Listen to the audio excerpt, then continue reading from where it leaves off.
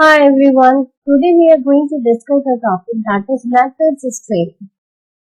We already have covered, this is the third video, and we already have covered what are the objectives of training, what is training and development, what are the objectives of training and development, what are the importance of training and development, what are the advantages of training and development. Apart from that, we have also done training, what is development, and what is the difference between training and development. And this is third in the series in which we are discussing this methods of training. Now, starting this video. Now, methods of training, if we talk about the methods of training, there are two ways of giving the training to the employees. One is on-the-job training and the other is off-the-job training. Now, as the name suggests, on-the-job training means when you are at your workplace, normal routine workplace, and while you are doing the work, you have been given the training by the trainer or by your supervisor. That is called as on-the-job training. This is the most common method of training in which a trainee is placed on the specific job and taught the skill and knowledge necessary to perform it. Now, there are various advantages of this on-the-job training method. This is the simplest, we can say this is the simplest method of training. While you are at their actual workplace, you have been trained at that point of time. So, it is a flexible method in terms of you have the flexibility whenever you feel like you have some concern, you have some problem, you have some difficulty, you can go to your senior supervisor and ask how to go about it. So it is quite a flexible method. Next is, it is less expensive method because we don't need to hire or we don't need to prepare a specific workplace where we are giving the training. We are getting the normal productivity that is supposed to get from that employee, and at the same time they are also enhancing their knowledge, because the supervisor is having a keen eye on the subordinate, how he is performing and if he is going somewhere wrong, or what are the processes through which he has to do that specific work. In this way, so it is a less expensive method. The third is, the trainee is highly motivated, encouraged to learn. In this way, this is also a method through which the employees also get the motivation. Whenever the organization gives the training to the employees, it is a motivation to the employees because they are enhancing. They think that the organization is thinking about them and they are also gaining their knowledge and skill and they are upgrading themselves. Now, much arrangement for the training is not required. Again, the same thing that we don't need to put lot of efforts or we need not have to hire a specific trainer, then we have to arrange a specific place for the training where we have to go through the training, and the normal productivity is also hampered. In this case, we are doing the normal day-to-day work and at the same time we are learning. That is why we say that not much arrangements is needed at this point in this type of training. Now, coming to the off-the-job training, as the name suggests, we are not at the actual workplace. We are at some other place and specifically doing only the training. There is no usual daily routine work is with us. So, this method of training which are adopted for the development of employees away from the field of the job are known as off-the-job training method, and it has its own advantages. That is stress-free environment to learn because they don't have to give the normal productivity or they are not at their actual workplace. The work pressure and the work productivity will not stress them out. Same as classroom learning, which means that you're only doing learning there. It is same as you have been given this lectures, or you can say there would be case studies, management games through which you are learning. Just like in the classroom, and you are also, you don't have that again, the productivity sort of things are not there. Full focus on teaching of employees, where the full focus is on teaching the employees, just enhancing their skill through this training program. Now today in this video we are just going to discuss on-the-job training methods in detail, the on-the-job training methods. Now what are the methods of on-the-job training? First is job rotation, coaching, job instructions, committee assignments, internship training, and one more that is, we will discuss it later. Now what is job rotation? Now, job rotation, as the name suggests in this case also, the job rotation means we are on the job and we are rotating on different jobs. So, in this method, we are just rotating the employee in different, we can say profiles, so that he can extend his horizon would be widened. This training method involves movement of trainee from one job to another, to gain knowledge and experience from different job assignments. This method helps the trainee understand the problem of other employees also. Say in different job profiles, what are all those problems that can be faced by that employee. See, in this method, for example, we can take one example. Say we are fixing a car or we are assembling a car. There are various parts in the car. Say we have a steering, we have a clutch, gear, tires and all various things. Now in this case, in job rotation, one employee will first learn how to fix a steering. Then he will learn how to fix that brake, and then how to fix that clutch, and then again the tires and other engines and all other parts. So in this way, he would able to understand how to assemble all the different parts that are there in that specific vehicle. So in this way, it enhances their knowledge also, and they also have a hands-on experience, lot of hands-on experience. So what are the advantages we can say?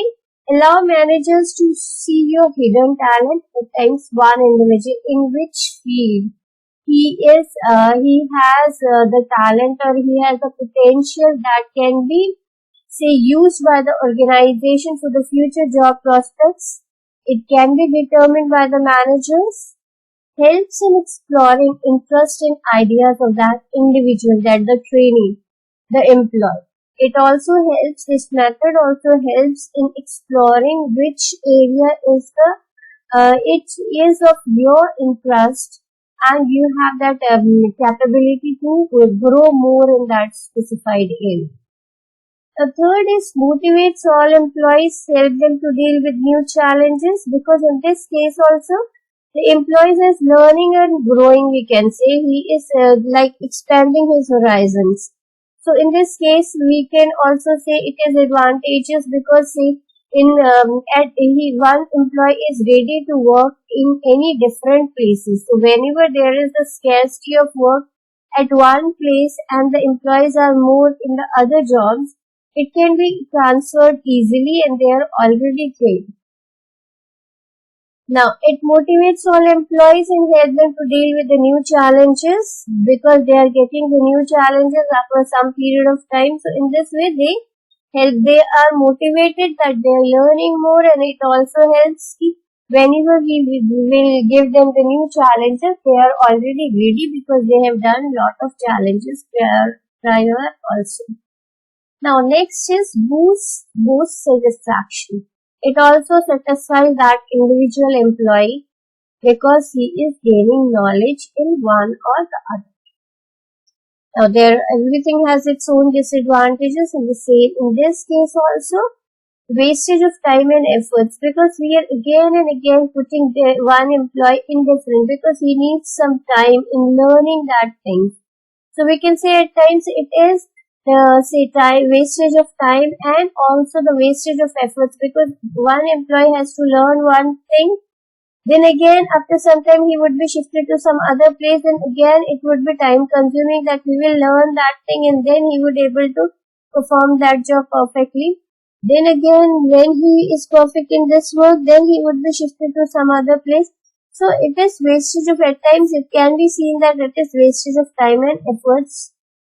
Now next is leads a whole lot of stress and anxiety because that employee is also we'll say at one or the other point of time he will feel stressed or anxiety because he again and again he has to learn a new job and new job. He is not in one place. He has to keep on shifting from one place to other, one job to the other job. We can say it does not check the time wasted, which means that again it is like in every job, how many time is wasted when one employee is again and again given a new job, new job, new job.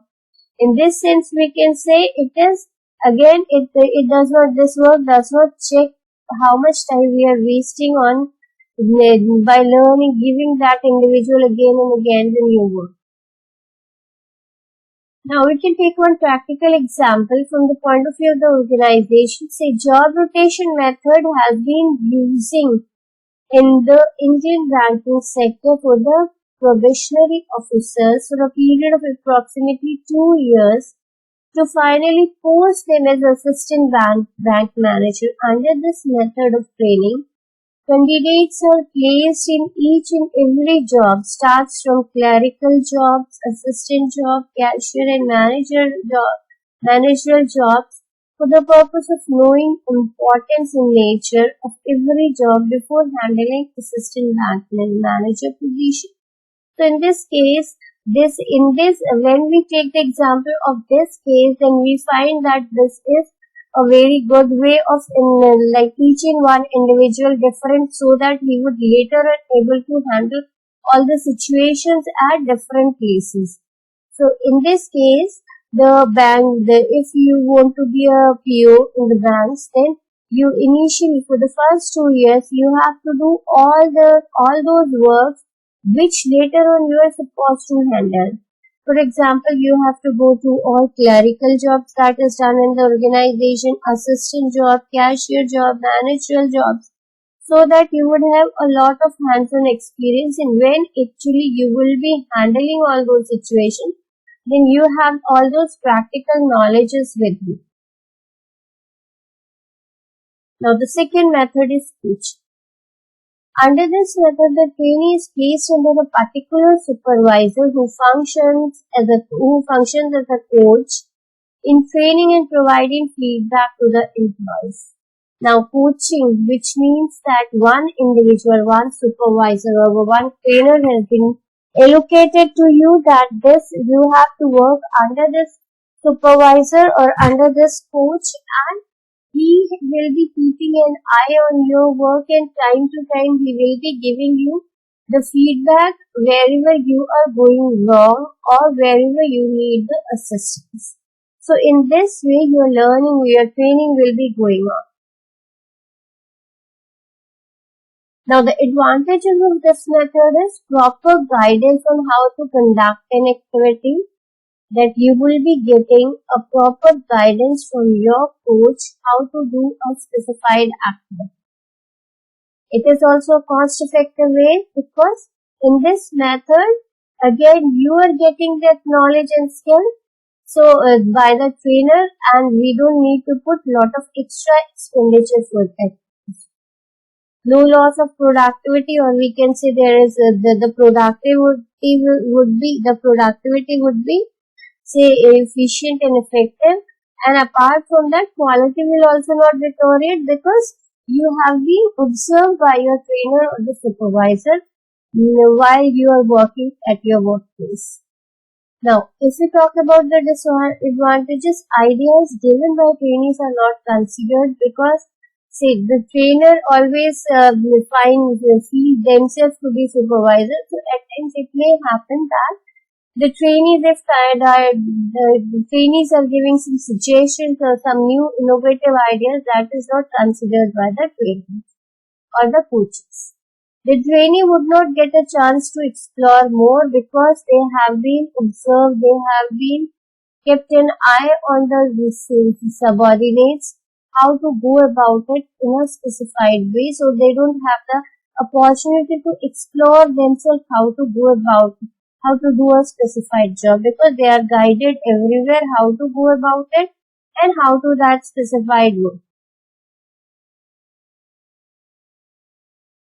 Now, the next this method of training is job instructions. Again, in this method also, the trainer or the supervisor, he gives you, explains you the process of doing a specified job, and you have to follow the procedure that has been guided to you by your job instructor or by your trainer. So also known as step-by-step training, in which the trainer explains the way of doing the job to the trainees, and in case of mistake corrects the trainees, which again means that you have been instructed. For example, if there is a process, there are different processes in a job. First, we can say if this is a textile industry, first we have to take the cotton. From the raw cotton, we have to make the yarn. Then we have to make this a cloth, and then we have to print it and discolor it, and then we have to make a garment, make garments, and then we have to send it to the sellers. So in this process, everything is to be guided by your seniors, how to go about it in doing that specified process. And you have to follow all those processes, and if you are going wrong somewhere, then you also have been trained how to correct it. So, what are the advantages of this method? Employee safety, because you are not going wrong, you are not doing anything wrong, you are not it is safe for the employees, because, and it is also safe for this method is also suitable at times if you are working on some machineries, if you have to follow some specified processes where there are chances, or we can say that those are hazardous processes. In that case, this method is the most suited one. Now, employee safety is there, increased productivity, because you have been guided. First, you have to learn all those processes, then you will start off with your work, and also you have been observed, so that whenever you are going somewhere wrong, then you have been corrected there. A cost-effective method, again, on-the-job methods are cost-effective because we don't need to put a lot of other expenditure on you, and meeting standards also, because you have been guided everything. You have been first learned everything, and then you are doing that work. That is why we see you are also meeting, the trainee is also meeting the standard or the norms that has been set by the organizations. Now, the disadvantages are trainee feel reserved about the work, or we can say feel reserved about the work in terms of, because he knew that he don't have an opportunity to explore something new, or he cannot do anything according to his, skills and capabilities. He has to follow whatever has been told by their superiors, seniors, or the trainers in that specified way. And restricted area of work, again restricted area of work, because there is no innovation that can be done in that specified job. Now, the next method is committee assignments.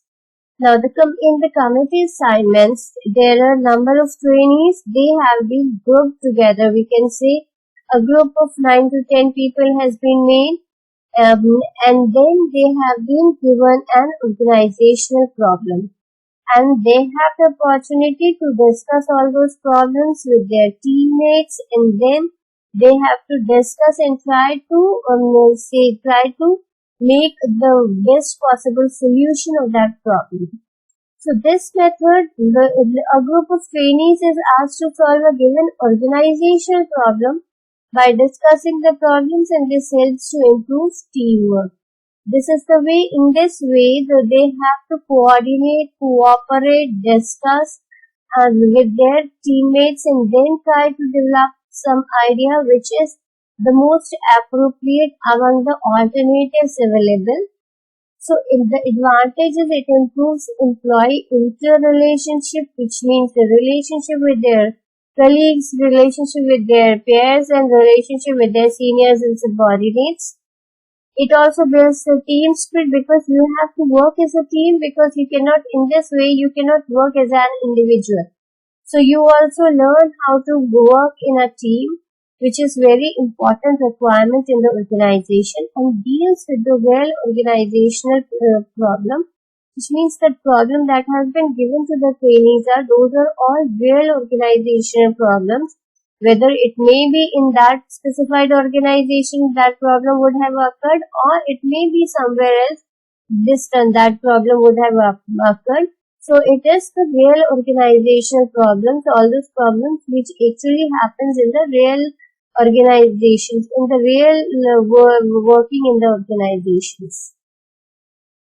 Now, the disadvantages can't always reach to a conclusion. It may happen that trainees don't have that much of skills and capabilities to get the appropriate solution of that specified organizational problem, or creates hassles among the employees. It may happen that the problem is so difficult that they don't have the solution of that problem.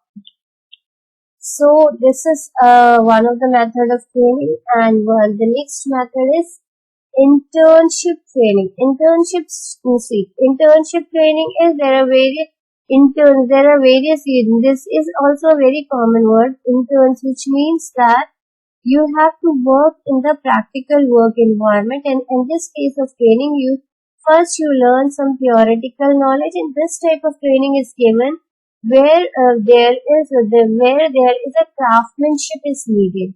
We can say. Under this method, instructions through theoretical and practical aspects are provided to the trainees, which means that first you would be given all the theoretical knowledge that is needed to do that specified job, and only theory will not work. Then you have to work in the practical environment also, so that you would correlate your theoretical work with the practical aspects, and you can work on that, and you can work further, right? These trainings are conducted for such courses like engineering, medical, management, etc., wherein the advanced theoretical knowledge is to be backed up by the practical experience of the job. Where the advanced theoretical knowledge has to be backed up by the practical experience of the job. For example, say if you want to learn driving, if you have been given all the instructions, or you have been given a theoretical knowledge that this is a car and these are the parts, and like how to drive a car, you have to do a steering, you have a clutch, you have a brake and all, how to go about it, and how to all road signs and all. If that only theoretical knowledge is not going to help you in doing that, performing that job, you need to practice it also. So you need that practical experience also. So that is why this type of training is needed, where theory will not work fully. You have to go in the medical field. We can take one more example. Say those students who do this MBBS and to become a doctor, they have 4 years of their theoretical knowledge, and the last year they have to do their internship training, where exactly they have to go in a hospital, where they have to sit with the patient, they have to discuss their problems with the patient, and whenever they have learned all those theoretical knowledge, if they would able to solve that problem, or if they would understand the problem or diagnose this problem, then they can solve that problem. Otherwise, then they discuss it with their seniors, and then they determine what exactly is the problem and how to go about it in that particular case. In this way, they are learning they are just correlating their theoretical knowledge with that practical work as well. Now, the advantage is proper guidance, because whenever you have any concern, the trainer is there to help you out how to go about it in solving that specified problem. Practical exposure is also there, because you are at the working place, you are at the actual working place and solving the actual problems at the workplace. Productivity of the organization improves, because the productivity of the organization also improves, because that training, that interns are helping in the organization, and they are and they have been first. One of the thing is they have been paid a stipend that is lesser than the pay that is given to the employees. And apart from that, productivity of the organization also improves in terms of that they have lot of theoretical knowledge and they are doing the organized productivity in the organization. Now the disadvantage is trainees' work importance is ignored because their interns' work is not treated as like working by the employees. In the not the parallel with the employees, that the productivity of the employees work in a stressed environment in that because they are learning, they have a lot of stress to learn and they have to correlate all those theoretical knowledge with the practical and they have to do all those discussions with their seniors as well. That is why we see at times they are stressed out as well. Now the next method of this on-the-job training is understudy. In this case also the name suggests understudy, which means that you are studying under someone. So understudy refers to a method in which trainees are prepared to perform the work or fill the position of their superiors.